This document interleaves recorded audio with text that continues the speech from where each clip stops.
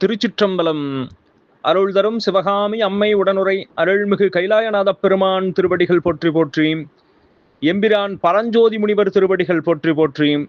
திருவிளையாடல் புராணத்தினுடைய 9வது பாடல் அங்கையர்க்கண்ணியாகிய மீனாட்சி அம்மையை போற்றிய பாடல் நம்முடைய சிந்தனைக்கு.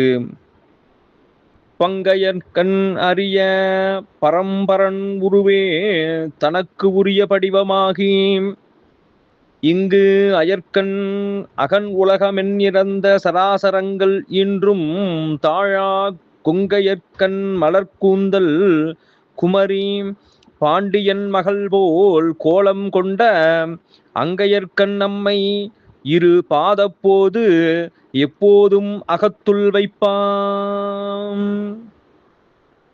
பங்கையர்கண் அறிய பரம்பரன் உருவே தனக்கு உரிய படிவமாகி, தாமரை மலரிலே விற்றிருக்கக்கூடிய பிரம்மன் முதலாகிய தேவர்களாலும் அறிய முடியாத சிவபெருமானுடைய வடிவமே, திருவடிவமே தனக்குரிய வடிவமாகி இங்கு அயற்கண் அகன் உலகம், இங்கு இருக்கக்கூடிய உலகம் மற்றும் இருக்கக்கூடிய உலகம் இன்னும் அறிவதற்கரிய அத்தனை உலகங்களும் எண்ணிறந்த சராசரங்களும் அனைத்து அண்டங்களையும் ஈன்றும் தாழா கொங்கையர்கண் மலர்கூந்தல் குமரி, அங்கே அவ்வாறு இத்தனையையும் ஈன்றெடுத்தாலும் தளராத மார்பை உடைய மலர் தேன் நிறைந்த மலர்கள் நிறைந்திருக்கக்கூடிய மாலை அணிந்திருக்கக்கூடிய கூந்தலை உடைய இப்பெண் பாண்டியன் மகள் போல் கோலம் கொண்ட அங்கையர்கண் நம்மை,